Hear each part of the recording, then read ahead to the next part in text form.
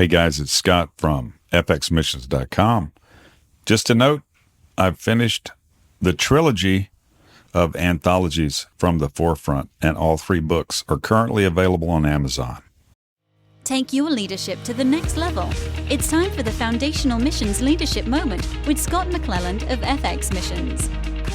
Hey guys, Scott here.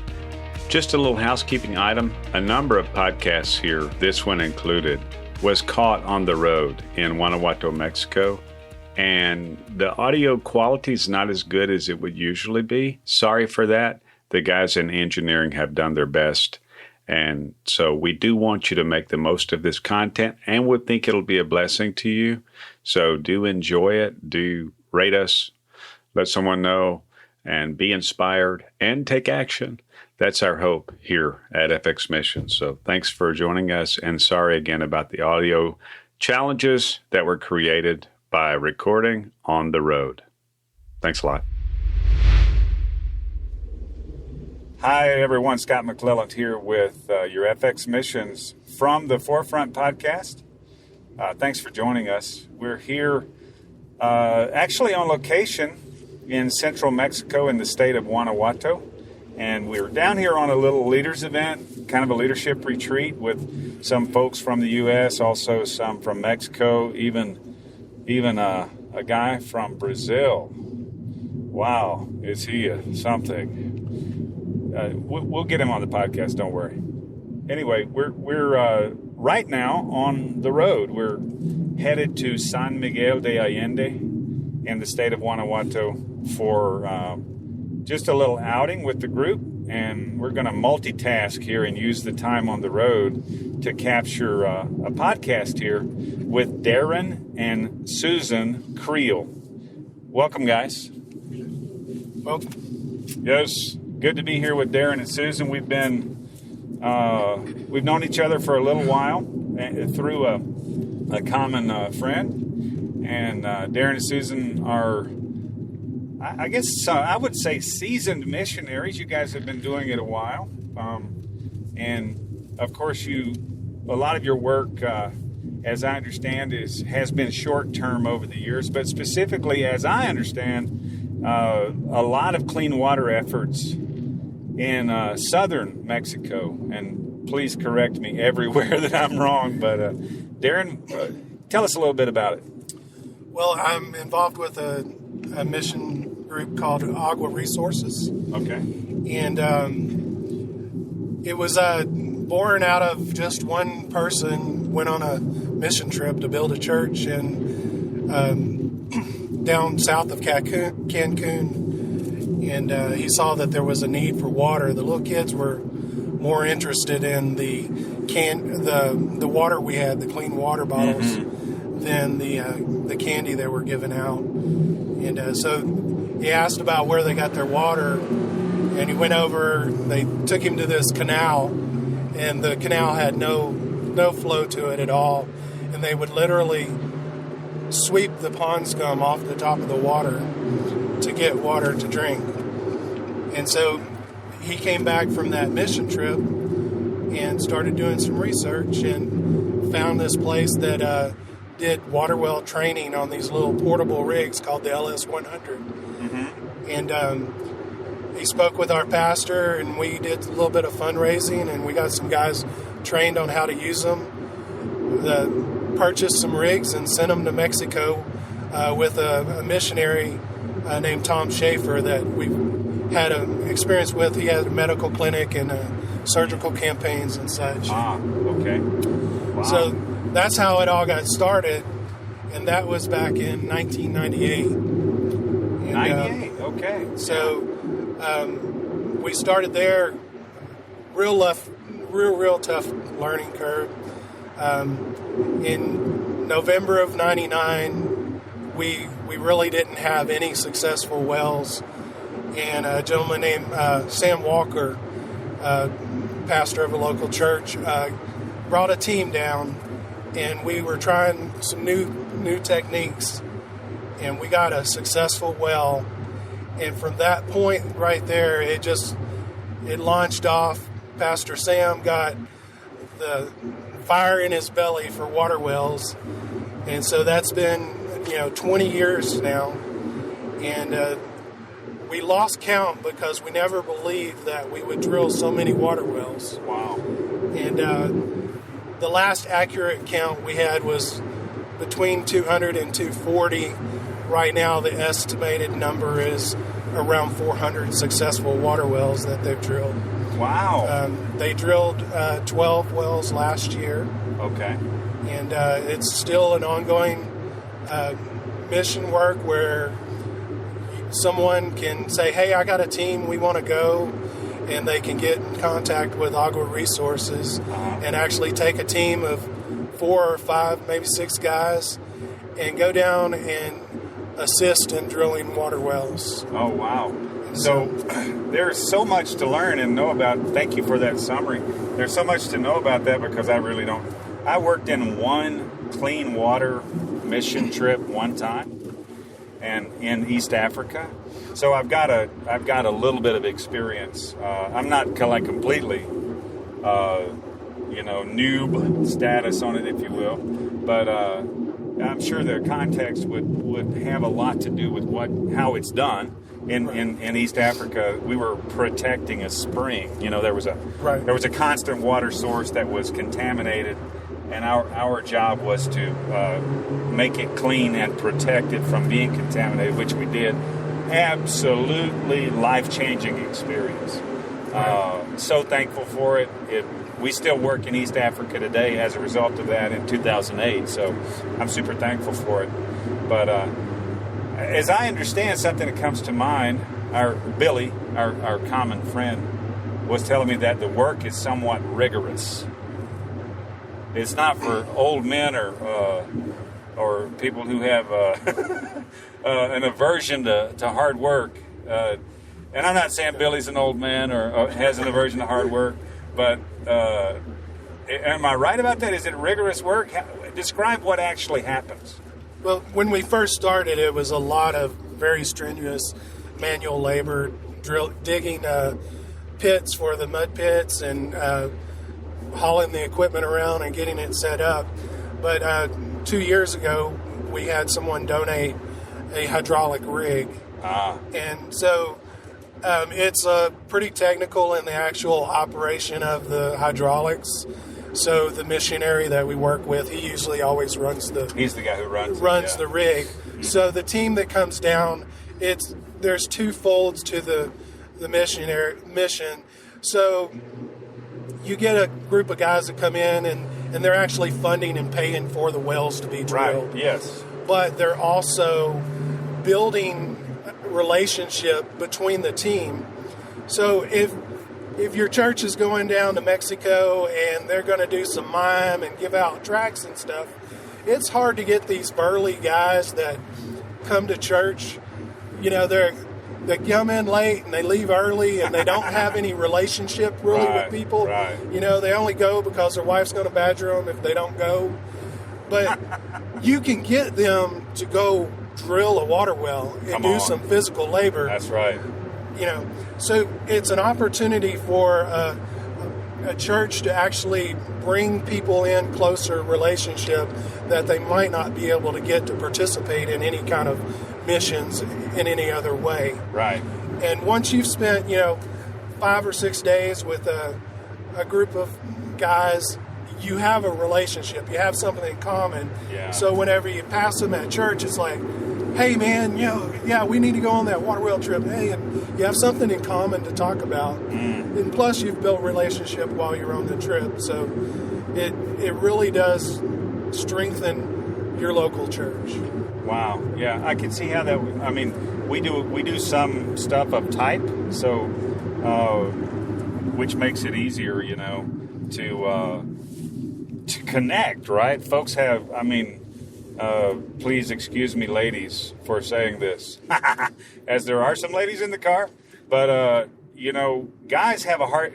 The church often can be a fairly effeminate context, and no cussing. and no fighting and no chewing tobacco. You know what I mean? So obviously, I'm not trying to say curse, fight, or chew tobacco, but you know what I'm saying. The thing that guys would be more, the burly guys, the guys who are men's men, so to speak, might have a little trouble attaching to some of the softer side of things, and that does give you something in common. So I can see that, and we try to encourage that as well in some of the stuff we're doing. I want to dig in a little bit, if we can, Darren, to find out about your story. I mean, how did you get involved with Agua Resources? I know that you've been many, maybe three minis. You've been a lot of times to Mexico drilling wells, different things there. How is it? Did you always, imagine yourself doing foreign work or doing this kind of work? Well, I was actually on the first trip when we built the church, so I was there. I was younger, an introvert. They got me on a trip to build a church, because I could do that. I can build, You can build things, yeah. And so once they got the water well training and everything done, they sent a team to go down there, and I was able to go on that trip. But I wasn't in charge. I was young, an introvert. I wasn't really a leader. And then they did another trip, and I was able to go on that trip as well. And so everything went good. Well, they had a third trip planned, but none of the people that went on the first two trips could go. Because they all had regular jobs. Mm-hmm. You get 1 or 2 weeks of vacation. You just can't randomly take off work. So they asked me to go on that trip because I had the knowledge of all the mistakes we made the first two trips. And so I still wasn't in charge, but right. I had the knowledge of what not to do. And so then the fourth trip, they asked me to go and pay. And then by the fifth trip, I was actually leading the teams. Right. And so it's just God used me, it's as being always an introvert and not really having very good self-esteem and everything. I never pictured myself as to be a leader of any kind. Mm. But God used the water well ministry to make me a leader. Wow. And so from the first successful well in November of 99, until in 2012, I started getting rashes when we would go down there. Rashes, and, like poison ivy. Huh. So when I first started, I'd get a little bit between my fingers, and then, another trip I'd have it on my hands. And 2012, if I touched the drilling rig or any of the fluids or anything at all, I had an allergic reaction like I'd rolled in poison ivy. My word. And I went to the doctor, and the doctor said, if you continue to expose yourself to this, it could be life-threatening. And that was pretty devastating, drilling wells, for 12 years, and just knowing that it's over, it's over. Lord, have mercy, yeah. So after that, I went on a couple of trips, and over the years we had trained other people, mm-hmm. So it wasn't like mission would end. We duplicated ourselves. Yeah. Whenever I had to step out, we had 3 people that could lead teams. Okay. And they didn't usually lead the teams because I was available. Yeah. But once I was no longer available, it opened it up for them to really step up and have their turn at leadership and blessing the men of their church. Yeah, growing and another phase of what was going on. But I can hear in your voice what that I mean, that was kind of a showstopper there Yeah, but in terms of the way you had done it up to that point. oh, yeah, but God has a plan. You know, I had my own business, and my wife would man the fort while I was gone. I was doing up to 10 trips a year, and Wow. so I would be gone, 7 days, and sometimes I would do double trips. I'd be gone for 2 to 3 weeks sometimes. Yeah. And she was actually holding the fort, running the company, and making sure everything was taken care of while I was gone. And it was a lot of stress on our family. But once I stopped doing the water well trips, our business really, really flourished and grew. Wow. And God had a plan. He moved me into the direction he needed me to go so I could be a payer. Yeah, a payer and a Not a prayer goer. and not a goer as much. Yeah. And well, that is that's wild. I think for me, having something of like a showstopper kind of event like that, I could see how that could be. It takes a season to get through that, especially in your case where you're intimately familiar with the water scenario. Right. And I think that's one thing that probably, those listening won't know so much about. I think, at least in my case, I grew up in the U.S. I only went outside the U.S. one time before I was out of high school. I really had absolutely minimal exposure to the rest of the world. So I thought, hey, you know what? Everywhere's like this, We turn on the spigot, we get some water out, as we're driving by a mountain of trash right here in Mexico. That's supposed to be a landfill, but they put it on top, I think. Anyway, so I just thought everything is like, like here, more or less. And what is the clean water scenario in the places where you work? And as I understand, you guys didn't stay in so much in that part of Mexico because of some of the challenges with the cenotes or whatever it is there. You guys ended up doing a lot of work more in the state of Guerrero, as I recall. What's the clean water situation in Mexico so far as you've been exposed to it?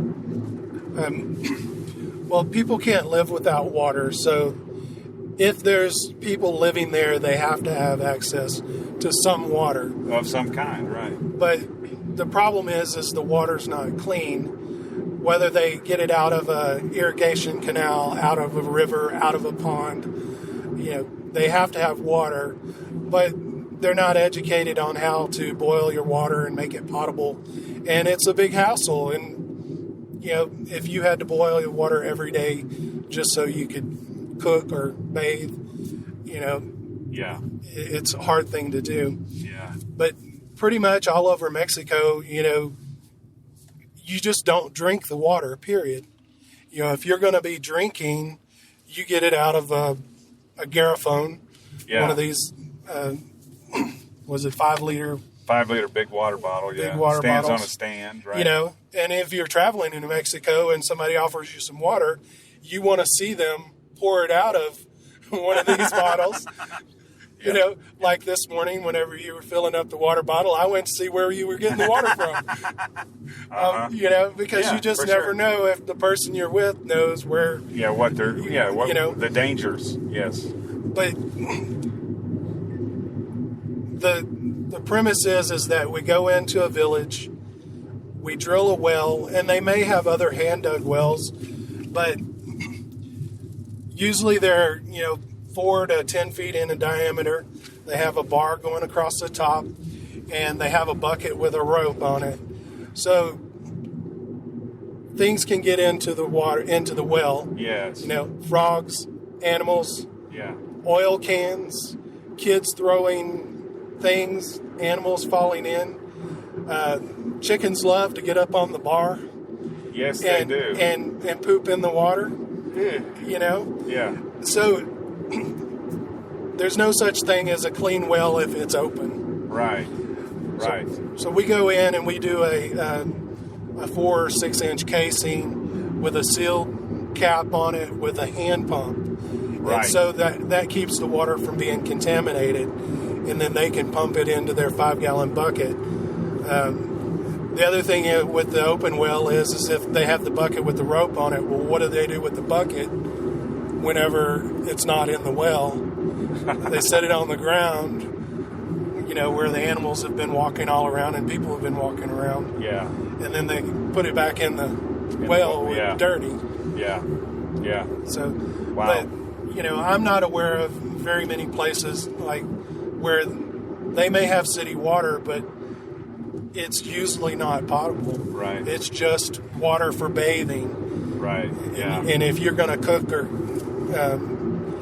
drink it, you have to get it out of a bottle. Right. Yeah. That's Scott, for real. Give you a statistic. Yeah. I can kind of give you a statistic too. Please do. When Agri Resources started back in, 97? Do it? 98.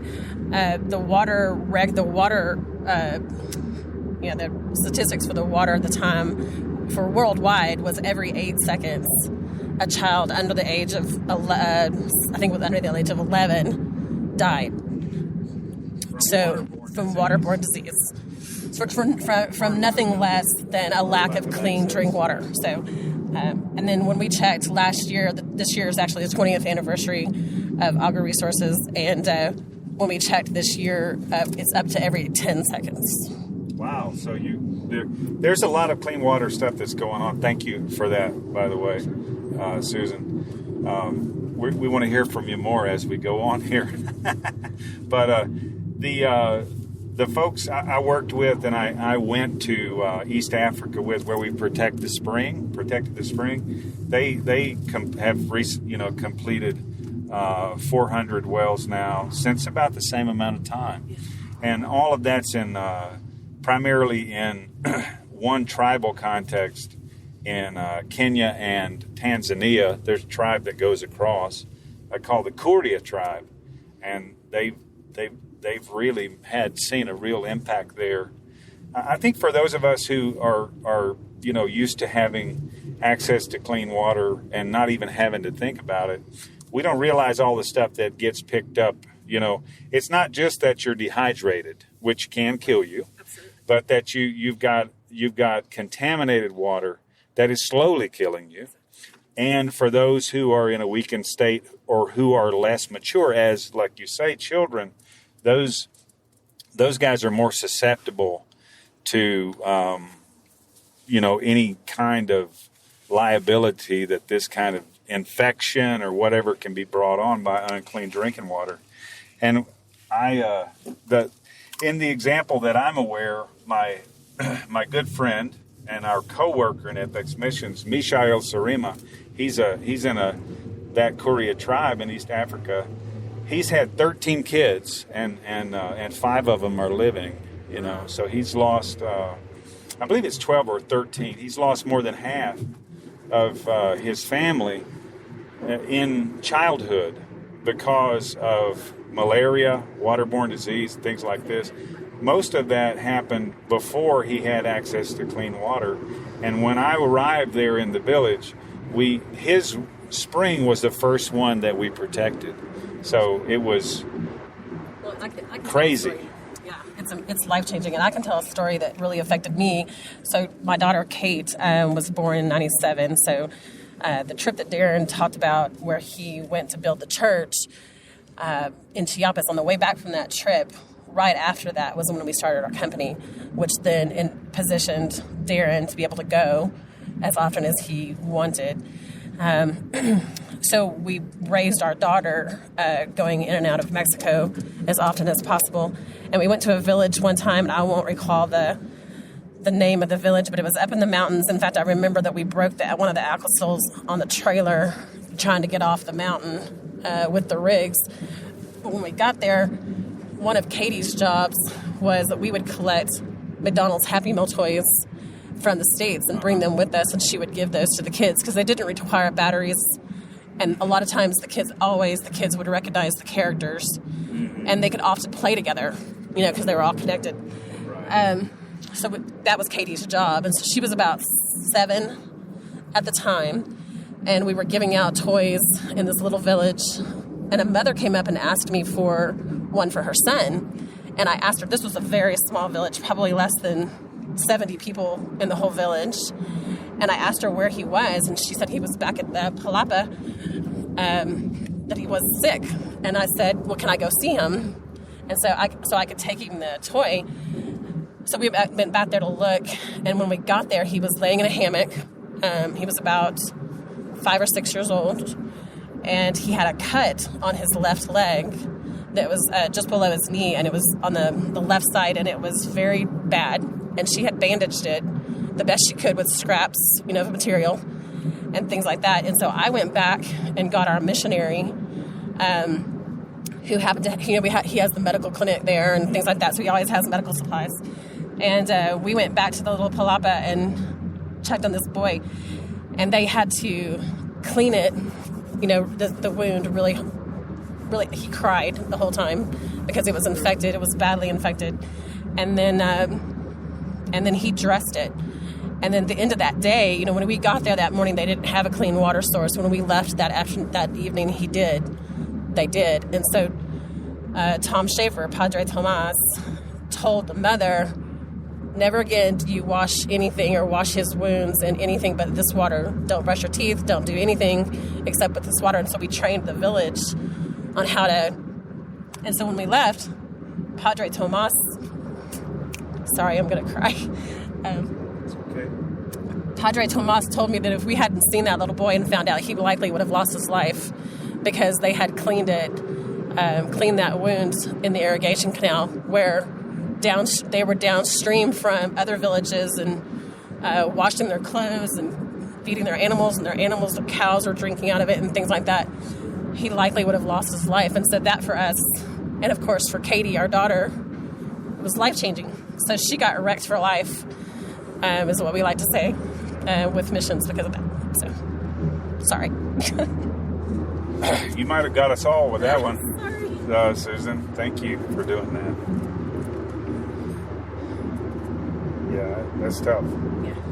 But very real, and I think those are the kinds of things that are just not in our purview. That's not kind of stuff we see in a day-to-day situation in most of the developed world. That is like a story out of fantasy. It's not real to us, but those are the kind of things. Someplace. Yeah, right. Yeah, you got to get some exposure, and I think there are probably some heartstrings other than mine and yours that are being tugged on right now as we talk about it. There's a lot of opportunity for us to have a life-changing, and in this case, a life-saving impact that we may not be aware of. We may not be, just not have the visibility to. So I really appreciate you guys in your efforts in the clean water, and I know that you're still involved, even though you're not manning the wells anymore. What are you guys doing now with Agua Resources? Well, we still take teams from our church specifically, and I do a lot of pointing. Not touching so much anymore, but pointing. Yeah. Yeah. So this last year, when we got the new rig, they started using a new polymer for the drilling fluid, and so I'm like, okay, well, if they're not using that polymer, I shouldn't be allergic to anything. So we went down and did a trip, and I actually got it all over me, the new polymer, and I didn't break out. Wow. So it was like, oh, great, So we had more people at our church sign up than we could take on one team. So we took a second trip, and when we got down there, I touched one of the water tanks, which we haven't changed out. Yeah. So they still use the same water tank and the same pump to pump the water. Mm-hmm. And so it had the residue on it, and I broke out pretty badly. So God reaffirmed that I'm not supposed to step back into the water well ministry full time. Yeah. And I'm supposed to go and point whenever I bring a team. When you bring a team, that makes sense. And that's a big adjustment. But it's also a new season for those people who are coming up behind you. It gives them the opportunity to have that contribution that you guys have uniquely prepared them to have. So well, we actually have a kind of a little motto from our pastor that we stole from our pastor. That is, there are 4 types of people. There's goers, stayers, prayers, and payers. And so we were goers for 12 years, or Kate and I were goers through Darren for 12 years. And over the course of those 12 years, we built a company that has now, once Darren stepped out of Water Wells, he was really able to grow it. And so now we've moved into payers. And of course, we're always prayers. And our biggest thing was, I know a lot of people, some people love being stayers. They love staying home and praying and paying, and that's great. That even the Israelites had a troop of their army that was their job, was they stayed by the stuff and protected the men and the women, the women and the children and the stuff. Yes. And so it's a very important role to play.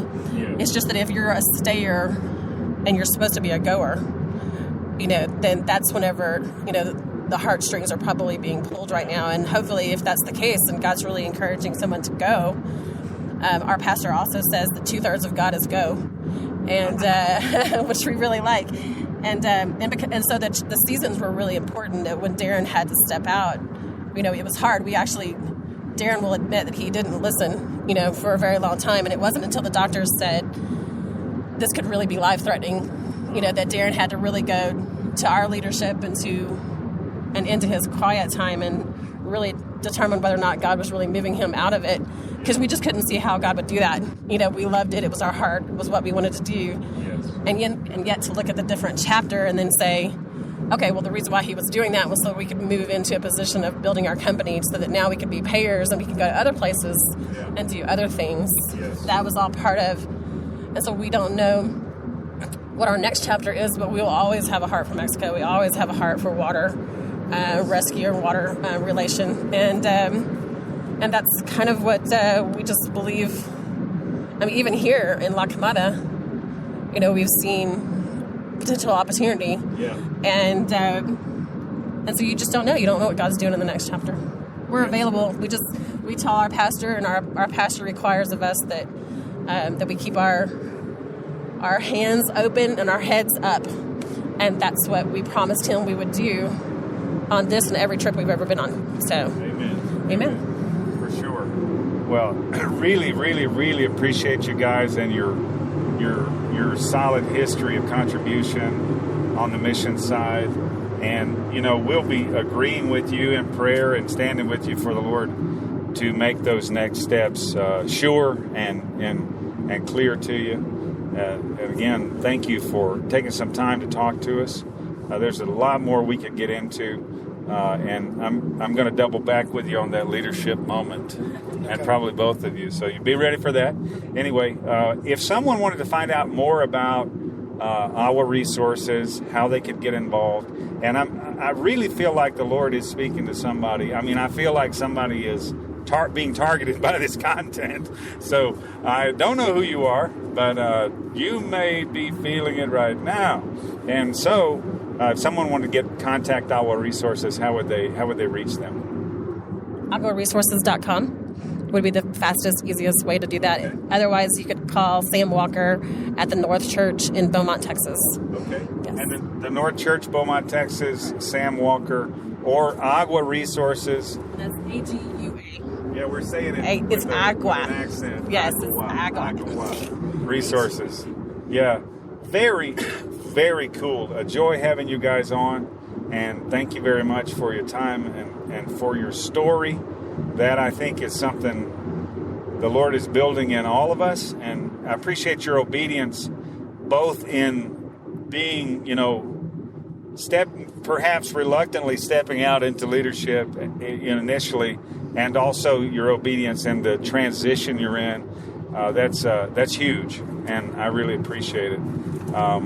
Thanks for being on. You guys are great. We'll double back with you downrange, maybe in 12 to 18 months, and get more information about that next chapter if we can. And so, yeah, I am Scott McClellan for FX Missions, and you're from the forefront. Double back soon to hear Darren and Susan on the leadership moment. And as always, thanks for joining us. If you'd like to find out more about me or us, you can do so at FXMissions.com. Until next time, have a good one. This leadership moment was produced in partnership with Engaging Missions. Have your leadership question answered by contacting Scott at fxmissions.com. Visit FX Missions to learn more about how you can grow your leadership and engage in missions.